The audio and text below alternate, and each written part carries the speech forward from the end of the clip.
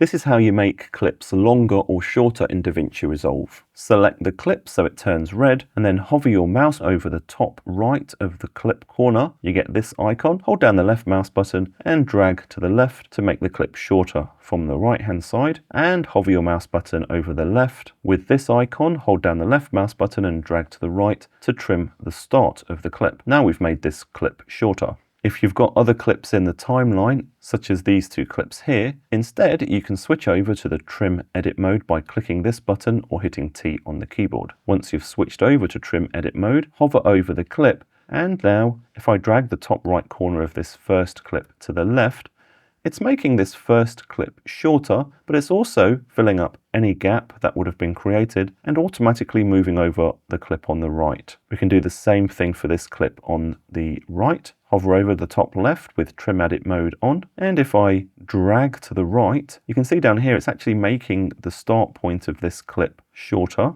and any clips after this, if you look down here, are also being automatically moved across so we don't get any gaps later on. And we can do the opposite thing, drag to the left to make the second clip longer.